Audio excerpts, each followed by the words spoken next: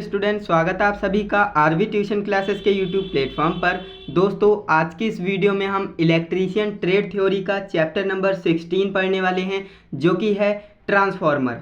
यानी आज के इस वीडियो में हम ट्रांसफार्मर चैप्टर को शुरू करने वाले हैं। एंड इस चैप्टर को आप कंप्लीटली कवर करना चाहते हो, अच्छे से पढ़ना चाहते हो, अच्छे से समझना चाहते हो, तो मैं जो आपको लेक्चर्स प्रोवाइड करने वाला हूँ, सारे लेक्चर्स को आपको कंप्लीटली वॉच करना होगा। एंड जैसे मैं आपको समझा रहा हूँ, जो मैंने ये नोट्स बनाए हैं, ये नोट्स भी मैं आपको प्रोवाइड करूँगा बिल्कुल फ्री ऑफ कॉस्ट। तो आपको करना क्या है, इस चैनल से जुड़ जाना है, क्योंकि जैसे मैंने आपको चैप्टर नंबर 15 तक समझाया है अच्छे से, है ना, और आपके समझ में भी आया है। अगर आप उसी तरह से ट्रांसफार्मर चैप्टर को भी समझना चाहते हो तो ये वीडियो आपके लिए रामबाण सिद्ध होने वाली है, क्योंकि आज की इस वीडियो में मैं जितना भी बेसिक होगा वो आज की इस वीडियो में बता देंगे, जिससे कि आने वाली वीडियोस में आपको कोई भी दिक्कत, कोई भी परेशानी नहीं होगी। तो चलिए दोस्तों, आज की ये शानदार वीडियो शुरू करते हैं। बट उससे पहले आपको बता दें, अगर आपने इससे पहले के चैप्टर्स को कवर नहीं किया है तो आप कैसे करेंगे।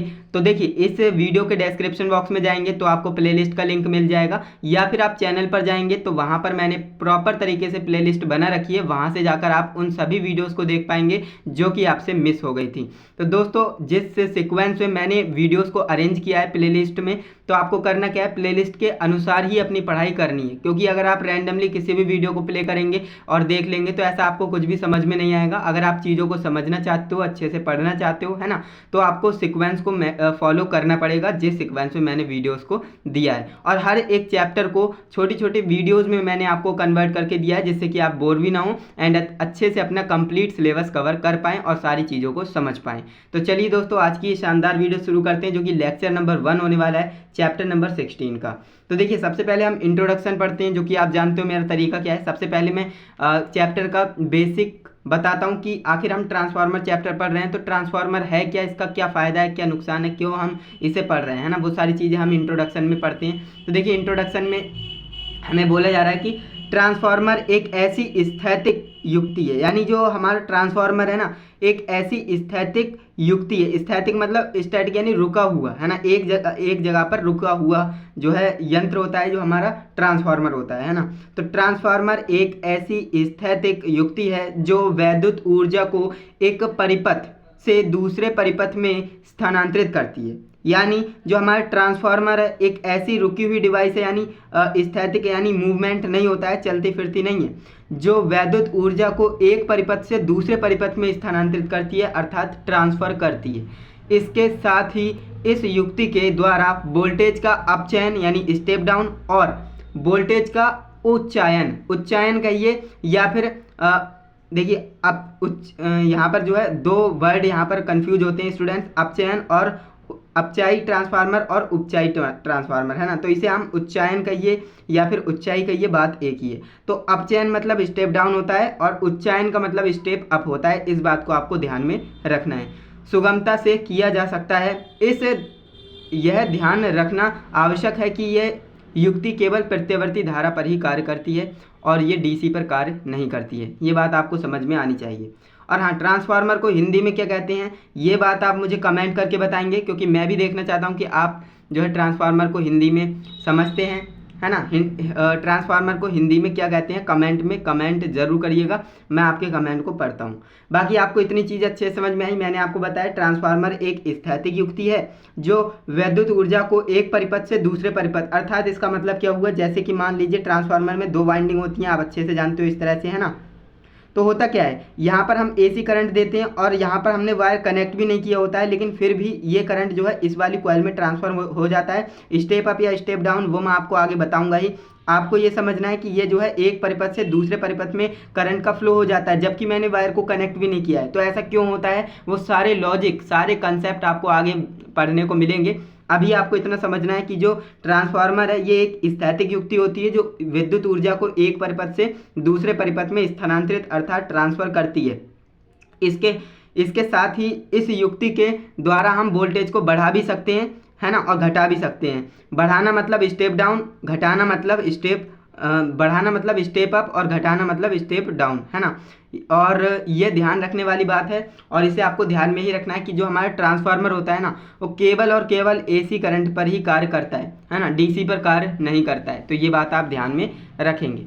इसके बाद हम बात कर लेते हैं ट्रांसफार्मर का कार्य सिद्धांत, है ना। अभी तक तो हमने इंट्रोडक्शन जाना कि आखिर ट्रांसफार्मर क्या है, क्यों पढ़ रहे हैं हम चैप्टर को, है ना। तो काफ़ी इंटरेस्टिंग चैप्टर है, मेरा तो पर्सनल फेवरेट ये चैप्टर रहा है।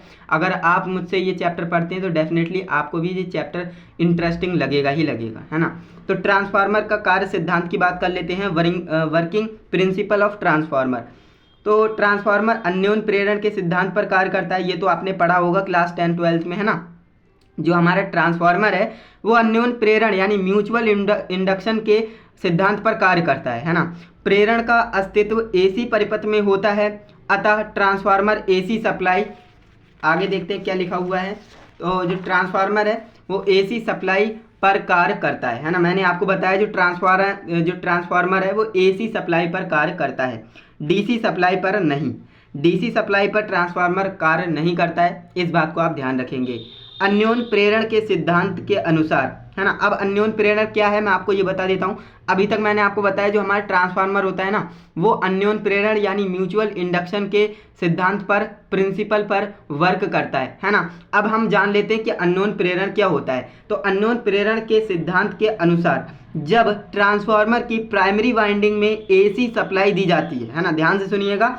ट्रांसफार्मर में दो वाइंडिंग होती हैं, मैं यहाँ पर बना देता हूँ इस तरह से, है ना। ये हमारी हो गई प्राइमरी वाइंडिंग और ये हमारी हो गई सेकेंडरी वाइंडिंग, है ना। बोल रहा है कि जब हम ट्रांसफार्मर की प्राइमरी वाइंडिंग यानी प्राइमरी वाइंडिंग में एसी सप्लाई देते हैं, है ना। मान लीजिए मैंने इसे क्या किया, इसे मैंने एसी सप्लाई से जोड़ दिया, है ना। ये एसी का सिंबल होता है, मैंने इसे एसी सप्लाई से जोड़ दिया, है ना। एसी सप्लाई दी जाती है तो इस वाइंडिंग के चारों ओर प्रत्यावर्ती प्रभाव वाला चुंबकीय क्षेत्र उत्पन्न हो जाता है। ध्यान से सुनिएगा, ये जो वाइंडिंग है ना इसके चारों ओर क्या हो जाता है, इस तरह से, है ना। चारों ओर क्या हो जाता है, प्रत्यावर्ती स्वभाव वाला चुंबकीय क्षेत्र उत्पन्न हो जाता है, कुछ इस तरह से, है ना। इसी चुंबकीय क्षेत्र के कारण सेकेंडरी वाइंडिंग में ईएमएफ उत्पन्न हो जाता है ना। ये जो इसमें चुंबकीय क्षेत्र उत्पन्न हुआ है वो इसी के कारण, है ना। इसी के कारण क्या हो जाता है, जो हमारी सेकेंडरी वाइंडिंग है ना इसमें हमारा ईएमएफ इंड्यूस हो जाता है ना। ईएमएफ उत्पन्न हो जाता है। ईएमएफ का फुल फॉर्म क्या होता है, इलेक्ट्रोमोटिव फोर्स यानी वैद्युत वाहक बल, है ना। वैद्युत वाहक बल उत्पन्न हो जाता है जबकि दोनों वाइंडिंग के मध्य किसी भी प्रकार का क्या नहीं है, विद्युत संबंध नहीं है ना। तो आप समझ सकते हो, यानी हमने वायर को कनेक्ट भी नहीं किया है लेकिन फिर भी मैंने इस वायर में करंट दिया तो इस वाले वायर में करंट आ गया। तो ये क्यों हुआ, कैसे हुआ, तो मैंने आपको बताया ये जो हम इसमें करंट दे रहे हैं तो इसमें क्या है, एक प्रत्यावर्ती स्वभाव वाला क्या होगा, चुंबकीय क्षेत्र उत्पन्न होगा और यही जो है इसमें ट्रांसफर हो जाता है। इसीलिए बोला जाता है कि ट्रांसफार्मर जो है क्या करता है, एक परिपथ से दूसरे परिपथ में करंट का ट्रांसफर करता है ना। तो ये आपको समझ में आ गया होगा, सारी चीज़ें मैंने आपको बताई। अन्योन प्रेरण क्या होता है, सिंपल सी भाषा में कहें तो आप इस तरह से कह सकते हैं, हमारे पास दो कॉइल हैं, अगर मैं एक कॉइल में करंट देता हूं और दूसरे कॉइल को करंट नहीं देता हूं तो क्या होता है, अगर मैं उन्हें पास पास रखूंगा तो दूसरी कॉइल में भी क्या आ जाएगा भैया, करंट आ जाएगा। सिंपल सी लैंग्वेज में आप कह सकते हो। इसके बाद हम बात कर लेते हैं ट्रांसफार्मर की संरचना के बारे में। कंस्ट्रक्शन ऑफ ट्रांसफार्मर, आखिर ट्रांसफार्मर की बनावट क्या होती है, उसमें क्या क्या चीज़ें लगती हैं, तो वो आपको समझा देते हैं। ट्रांसफार्मर की संरचना को चित्र में दर्शाए गए हैं। इसके निम्न भाग होते हैं, आप चित्र देख सकते हैं, आपकी बुक में होगा या फिर आप गूगल पर सर्च करके देख सकते हैं डायग्राम कैसा होता है ना। थंबनेल में भी मैंने लगाया था। तो देखिए जो हमारा ट्रांसफार्मर होता है ना उसमें वाइंडिंग होती है, सबसे पहली बात है ना, वाइंडिंग तो होगी ही, बिना वाइंडिंग के क्या ही ट्रांसफार्मर होगा। लेमिनेटेड कोर, लेमिनेटेड कोर क्या होता है, आगे सारी चीज़ों को हम अच्छे से समझने वाले हैं ना। कंटेनर क्या होता है इसके बारे में भी आपको बताएंगे। टर्मिनल क्या होता है इसके बारे में भी हम पढ़ने वाले हैं।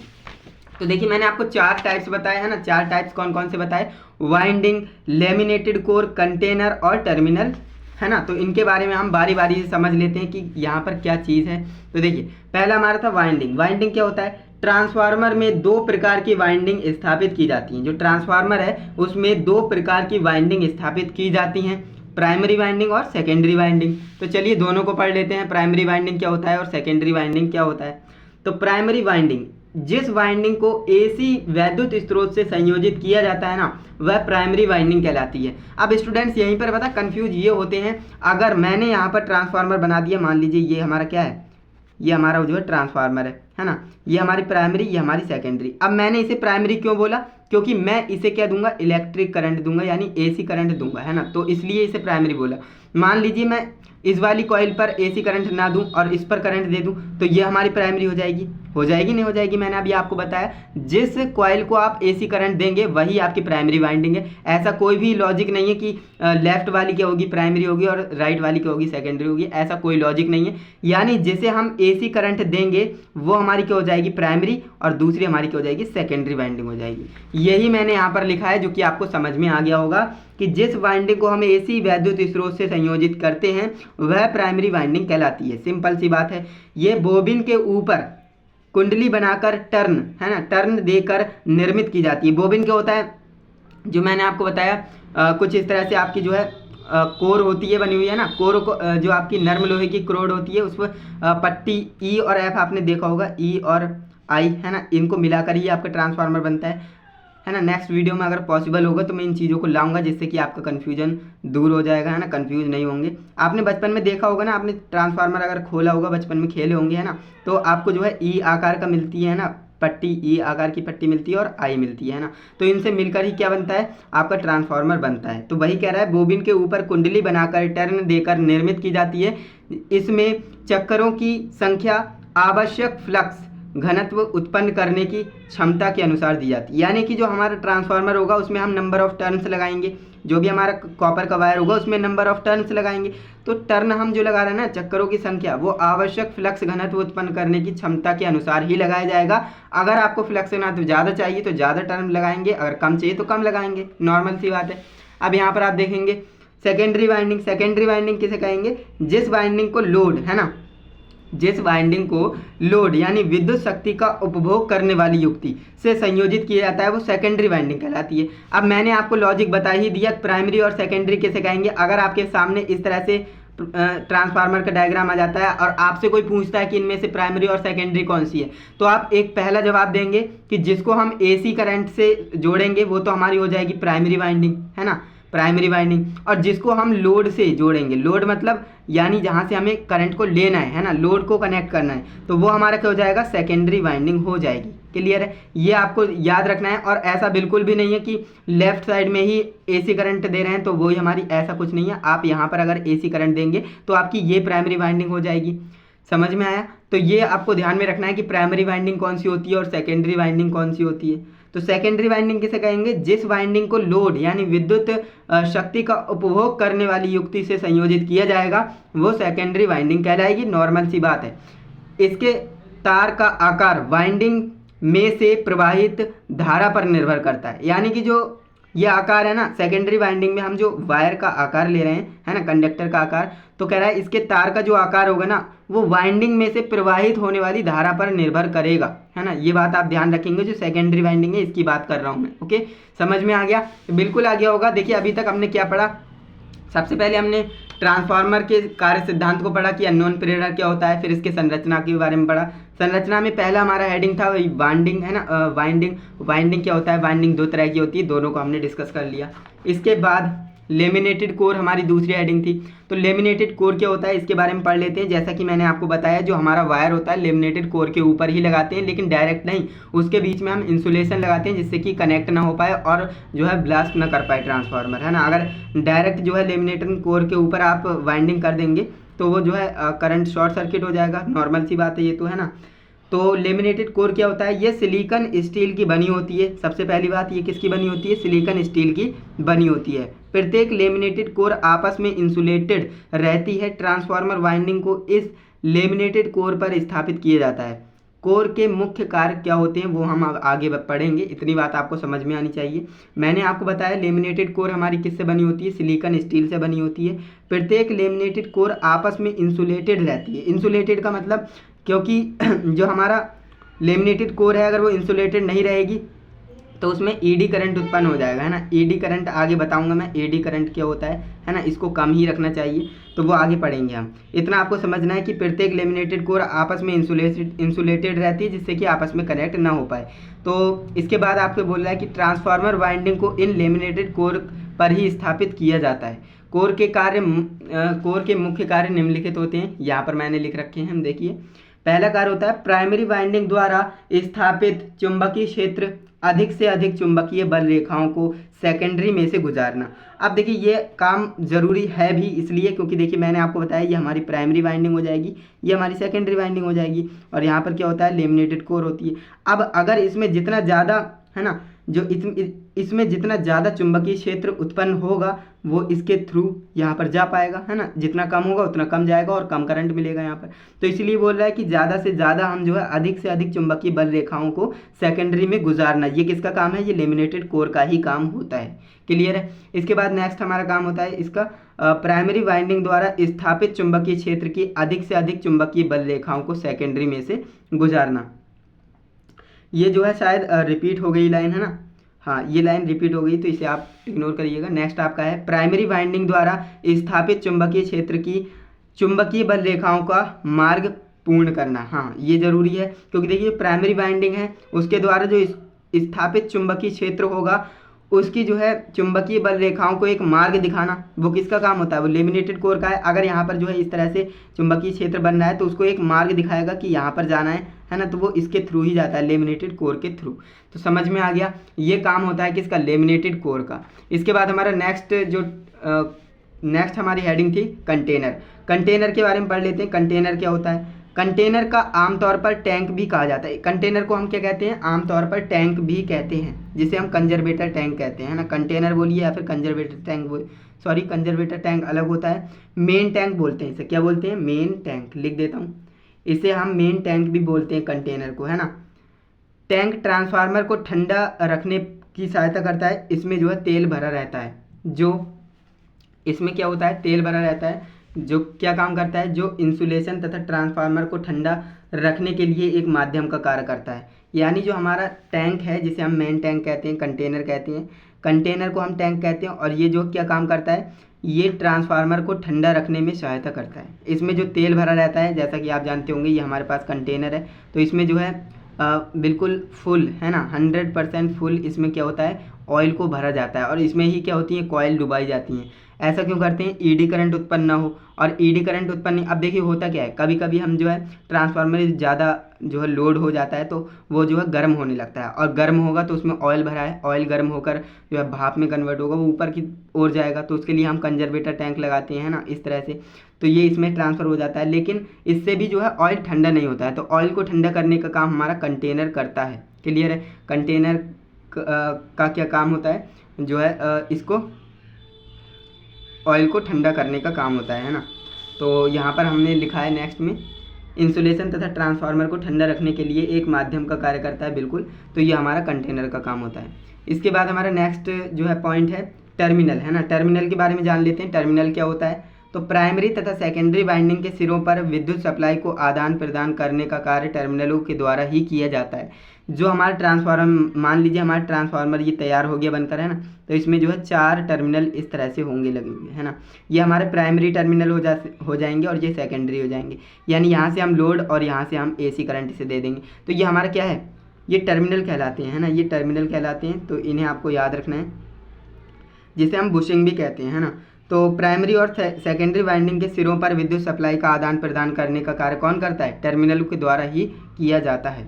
तो ये अभी तक हमने क्या पढ़ा, काफ़ी सारे टॉपिक्स को कवर कर लिया है कि ट्रांसफार्मर क्या होता है, इसकी संरचना क्या होती है ना, और वाइंडिंग क्या होता है, लेमिनेटेड कोर क्या होता है, कंटेनर क्या होता है, और टर्मिनल क्या होते हैं। आने वाली वीडियोज़ में हम जो है ट्रांसफार्मर का वर्गीकरण पढ़ेंगे कि ट्रांसफार्मर को कितने भागों में डिवाइड किया गया है ना, और ट्रांसफार्मर के टाइप्स क्या होते हैं, वो सारी चीज़ें हम आने वाली वीडियोज़ में डिस्कस करने वाले हैं। तो इसीलिए बोल रहे हैं कि चैनल को अगर अभी तक आपने सब्सक्राइब नहीं किया है तो चैनल को सब्सक्राइब कर लें, क्योंकि ये चैप्टर से प्यार ना करा दिए ना तो आप कहिएगा। एंड इस वीडियो में कोई भी कमेंट हो तो कमेंट करिएगा, है ना, कोई भी डाउट आपको हो तो कमेंट जरूर करिएगा, मैं आपके कमेंट को, डाउट को क्लियर ज़रूर करने की कोशिश करूँगा। एंड वीडियो को लाइक कर दीजिए एंड अपने दोस्तों के साथ इस वीडियो को शेयर कर दीजिए। ये 4-5 काम ही आप करने होते हैं तो कर दिया करें, है ना। वीडियो के लास्ट में, वीडियो को शुरू में ही आप लाइक कर दिया करें, क्योंकि बाद में आप भूल जाते हैं। ओके, तो चलिए दोस्तों, आज के लिए बस इतना ही रहने देते हैं। मिलते हैं नेक्स्ट इंटरेस्टिंग इन्फॉर्मेटिव वीडियो के साथ, तब तक के लिए जय हिंद, वंदे मातरम।